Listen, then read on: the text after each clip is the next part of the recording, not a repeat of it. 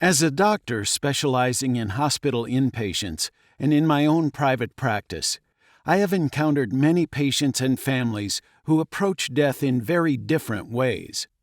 Their attitude and decision as to whether or not to choose a DNR, do not resuscitate, or DNI, do not intubate order affects the kind of treatment they get at the end. Another factor that influences their treatment is the view of family members when patients can no longer make these end-of-life treatment decisions, such as if a patient has slipped into a coma or has a serious stroke or other mental disability so he or she can't think logically or even talk. Then someone else has to decide. In some cases, patients have given clear instructions to their doctor and family on what to do at the end, but often they don't, which can make determining what to do difficult. As the doctor who has cared for these patients in their final days, I can only provide advice on what to do if they can understand, or advise their family and sometimes their personal physician if the patients can't understand themselves. However, I often find that their physician has withdrawn and turned their end-of-life care to the hospital. So I often have to sort out these decisions with the patient, family, or sometimes both, where the family still consults with the patient. Whatever the case, being a doctor at the end of a patient's life has its special challenges, especially today because the advances of modern medicine make it technologically possible to do much more to prolong a patient's life. But complicating the situation is the concern of both the patient and family about the difficulties at the end of life, most notably the increasing deterioration of the body and mind, along with the increasing pain.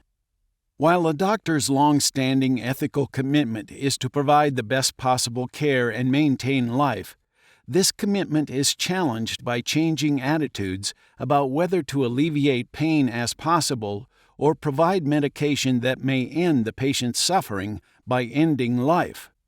In almost all states today, except for 5 of them, providing any treatment to end the patient's life is still illegal. However, the notion of assisted suicide in the face of a terminal illness seems to be growing in acceptance, as reflected in the case of Brittany Maynard. She went to Oregon, which permits such suicides under its death with dignity law, and on November 1, 2014, she took a lethal dose of drugs prescribed by her doctor to end her suffering. She stated that, "Death with dignity was the best option for me and my family." At the time of her death, only 3 states had passed such death with dignity laws, but another 7 states have introduced such laws, and California passed an End-of-Life Option Act, signed into law by Governor Brown on October 5, 2015. Yet despite these changing laws and public attitudes, as a doctor, I am still committed to preserving life as long as possible, while relieving suffering. In that spirit, I have approached end-of-life care to work with each patient as long as I can, as well as with family members who are present at the end. At Death's Door has been written from this perspective to provide an inside look at how a doctor deals with dying patients and their families.